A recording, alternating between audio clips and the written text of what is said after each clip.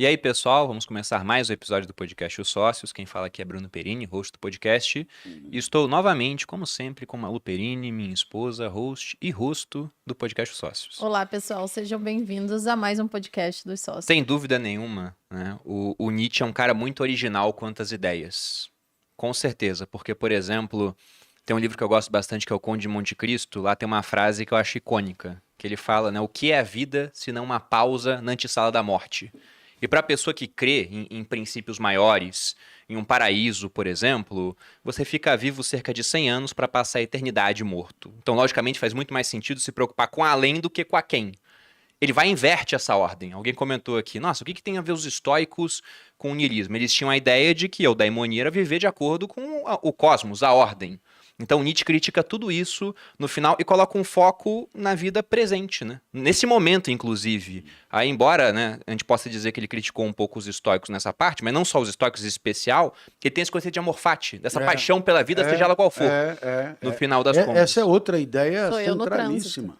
Posso fazer só um questionamento aqui, Cláudio, antes de passar a bola para você? Claro. Porque tem um trecho de uma obra do Nietzsche que eu vou sintetizar aqui, a Gaia Ciência, onde ele faz um questionamento que é muito interessante para você ver o quanto você ama a sua vida. Para você vive de acordo e respeita a sua existência no momento.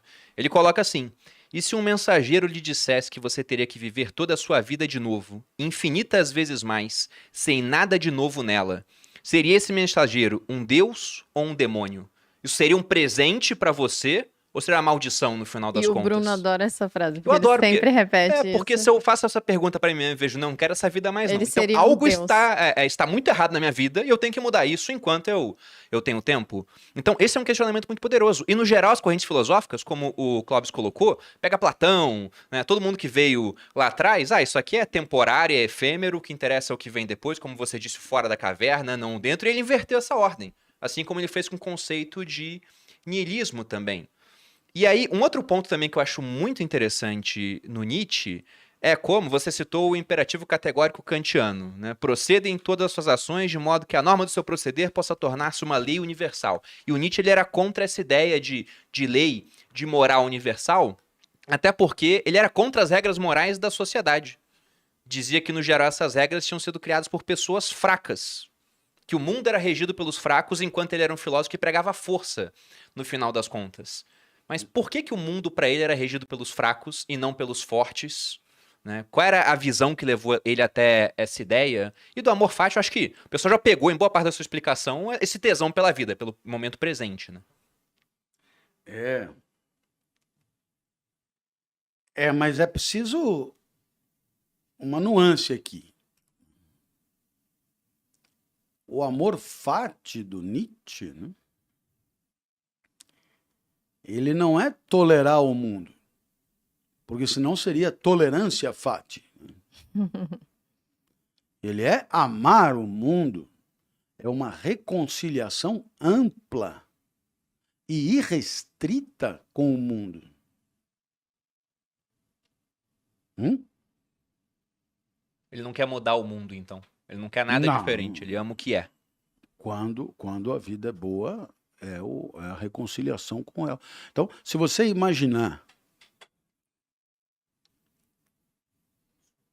uma conversa de Nietzsche com Marx, por exemplo.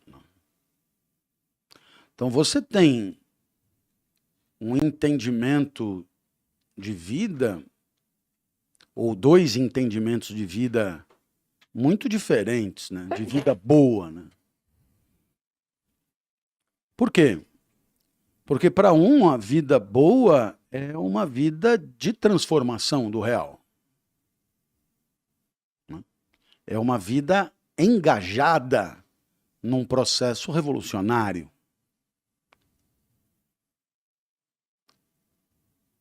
Enquanto que para Nietzsche, a vida boa é uma vida reconciliada com esse mesmo real. Amar o mundo como ele é. E não é amar certas coisas. Porque se você amar certas coisas, está atribuindo, está sendo nihilista, né? Tá atribuindo valor. Não. essa sabedoria do amor fati é uma espécie de reconciliação sem senões com o real. E eu estou insistindo nisso porque talvez seja um dos pontos mais polêmicos.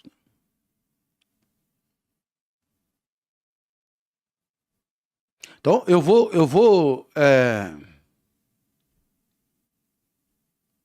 propor um ato de violência sexual, por exemplo.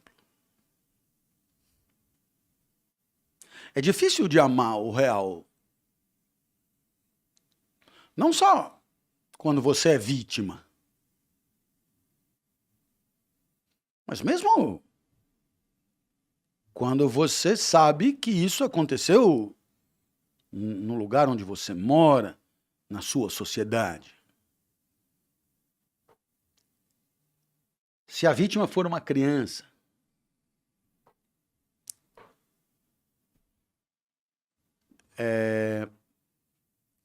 então, quando você diz assim, que é preciso amar o mundo sem restrições, essa é a sabedoria do amor fati, eu apenas me pergunto se isso é possível. Se é possível amar o Holocausto, se é possível amar o racismo, se é possível amar a violência contra a mulher, se é possível amar um sistema escolar degradado.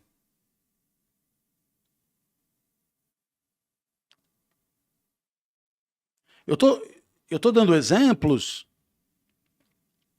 de coisas que eu pessoalmente gostaria muito de transformar, porque não entendo que o mundo seja amável como um todo. O amor fati, para mim, embora em termos filosóficos eu até consiga entender o que ele está dizendo, é claro que essa intensidade plena pressupõe uma harmonia plena e o amor pelo mundo como ele é, só isso traria essa integração máxima. Só que, legal, mas eu não consigo amar muita coisa. Eu não consigo amar a miséria, eu não consigo amar filas em hospitais públicos, não consigo amar a corrupção, eu não consigo amar... Isso... Eu não estou falando da minha realidade de habitante, morador e integrante da sociedade brasileira. Eu estou falando como alguém que poderia estar em qualquer lugar do mundo. Então, quer dizer, eu posso entender perfeitamente o que Nietzsche propõe, mas talvez por isso a minha vida seja ruim. E se ele quiser chamar a minha vida de fracassada, fique à vontade. Eu não tenho mesmo muita força para defender a minha qualidade existencial. Eu sei que ela é ruim. Mas eu prefiro que a minha vida seja ruim e continue podendo dizer que tem certas coisas que eu não consigo amar. Não consigo amar. Eu não consigo amar uma sociedade em que o desequilíbrio de formação escolar é de tal ordem que você precisa de mecanismos excepcionais para criar algum tipo de interação lá na frente, porque o processo ele é tão heterogêneo. Não consigo amar a falta de igualdade de oportunidades, e depois cada um segundo o seu mérito, mas a falta de igualdade, não consigo amar. Então, eu estou você deve falar, esse cara é um esquizofrênico, porque ele ficou meia hora gritando como se fosse apaixonado. Não, as ideias são maravilhosas. Ponto. Agora, eu estou ponderando algumas coisas. Você acha que ele, o Nietzsche em si, ele conseguia aplicar isso na prática? Já que se ele tivesse que amar o mundo como ele é, não caberia ele fazer uma crítica à maneira como as pessoas pensam, não é? Pois é. Não seria Nietzsche um hipócrita? Eu aí teria que supor muita coisa. Eu não sou assim um fino biógrafo, né? Um conhecedor da vida. Eu sei o que todo mundo sabe, né?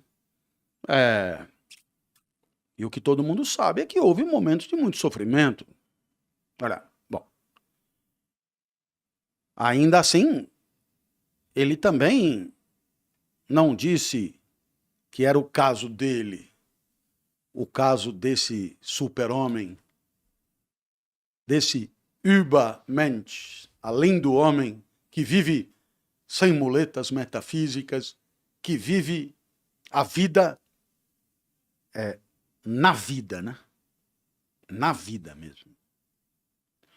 O super-homem é o cara que a cada segundo entrega ao mundo a oportunidade radical de surpreendê-lo, sem escudos, sem, né?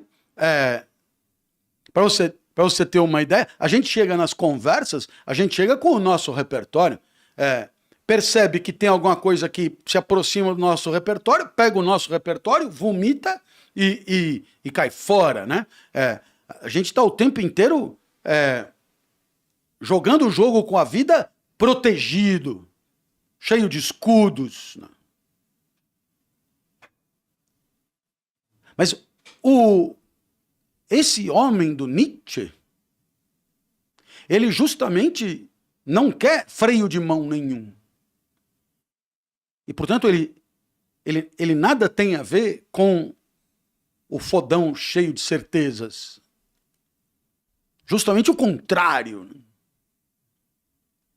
Ele nada tem a ver com superpoderes, senão uma competência existencial de viver a vida na vida. Né? Viver a vida na vida.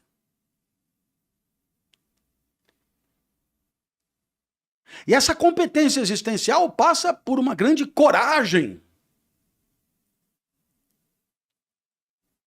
Uma grande coragem de se despojar de tudo que nos amarra. Como, por exemplo, a nossa identidade. Você imagina que cada um de nós conta uma história sobre si.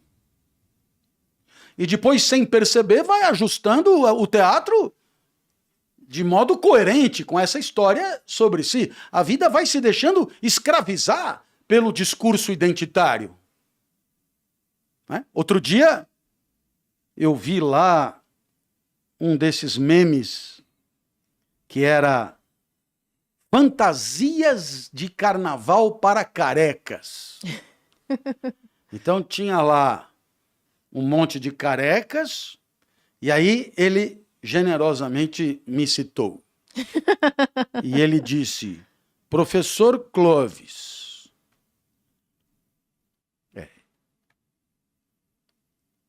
ótima retórica e indumentária de professor. Ponto. Depois disse, professor Karnal, o mesmo que o professor Clóvis, só que mais moderninho. Ponto. O que é que você percebe? Você percebe que a identidade não é assim, pessoal, senta aí a nota que eu vou dizer quem eu sou. Não, a identidade é negociada com todo mundo. Ela é um fato social, diria Durkheim. Ela é produzida no mundo. Inclusive, quando a gente nasce, só tem mundo falando de nós. É zero consciência de si. E essa consciência de si vai sendo abastecida por atributos que nos chegam de fora. Aos poucos a gente começa a ter alguma definição de si que a gente repete e a gente começa a negociar aquilo que a gente aceita sobre nós e aquilo que a gente não aceita sobre nós. Mas ainda assim, a primazia do outro é imensa na nossa identidade. Senão não haveria problemas de reputação, senão não haveria problemas de chacinas na internet, senão não haveria nada disso. Quer dizer, a força do outro é avassaladora. O que o outro pensa sobre nós tende a preponderar em relação ao que pensamos sobre nós na hora de nos definir. E, portanto, o cara disse lá, quem é Clovis? Alguém que se veste como professor. Então, claro está que é irrefutável. Eu passo a minha vida, percebendo ou não, mas agindo em função dessa identidade. Eu falo como professor, eu me visto como professor, como ele bem observou, eu me posiciono como professor, eu interajo no mundo como professor, até mesmo esse teatro de uma certa humildade, etc e tal, tem um pouco a ver com a docência propriamente. No mundo universitário, a figura do sabichão pode pegar muito mal, né? O mesmo não acontece no mundo corporativo, onde é preciso ter certezas. Né? No mundo universitário, uma dúvida ou outra é de bom tom, até porque é preciso ter o que pesquisar. Né? Então, veja, somos escravos da nossa identidade em grande medida. Por quê? Porque a nossa identidade é um patrimônio que usamos para interagir, para conviver, etc. Submeter a nossa identidade a um checkmate é, como diz Goffman, nos fazer perder a cara, né? Quando percebemos que aquilo que dizemos sobre nós é flagrado como mentiroso. Né? E aí então tudo aquilo se destrói, preciso construir uma outra identidade, é aterrorizante, é devastador, etc. Então somos protetores da nossa identidade e acabamos vivendo para proteger a nossa identidade. Ora, isso nos escraviza. Então o que é o super-homem? Nietzscheano, esse Übermensch, é alguém que está despojado disso também. Despojado disso também, eu não sou nada, eu vivo. Enquanto vivente eu não sou, eu sou, né? Entende? Não há o que possa permanecer ao longo. O que há é vida. Enquanto vivente eu não sou. Ou se preferir, sou nada. E é isso que me dá essa chance.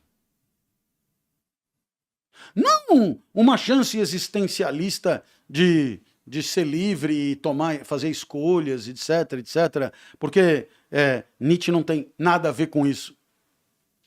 Mas essa chance de se entender integrado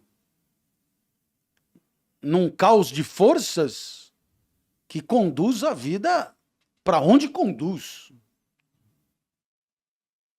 E você, sem medo, consegue imprimir à vida o selo da intensidade o máximo de tempo possível. Sem precisar ter que se preocupar com se você é professor, se você tem sucesso, se você tem visualizações, se você tem seguidores, se você... Porque, veja, a própria ideia de ter seguidores, ela é, como a verdade, uma espécie de freio de mão, né? Na vida, o que há é gente falando, gente ouvindo, isso que há. O seguidor é uma espécie de reduto protegido, assim, de uma coisa com uma pretensão, assim, olha aqui o que é meu. É uma reificação de um coletivo disperso disperso em experiências as mais diferentes possíveis, mas que naquele processo de mera quantificação acabam virando só um número, né? O Übermensch, o além do homem, jamais se preocuparia com esse tipo de quantificação hierarquizante.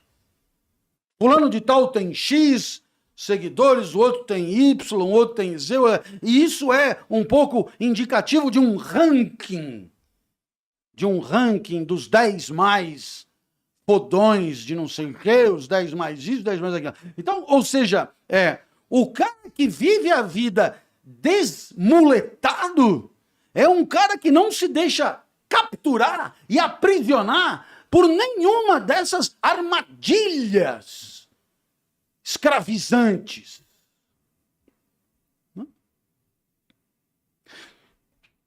Eu repito, armadilhas escravizantes que escravizam a todos nós, em particular a mim, que fique claro, mas aqui estamos explicando o que ele está dizendo. Né?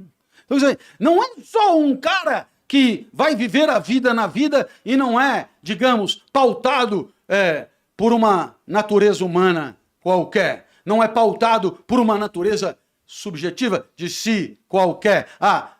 O seu papel no cosmos é de dar aula, portanto seja professor. Não, o cara que vive a vida na vida, ele obviamente não vai estar encurralado por um esquema desse tipo, né? De ter que dar exuberância à própria natureza. O cara que vive a vida na vida não vai estar pautado por um comportamento chancelador de uma vida eterna.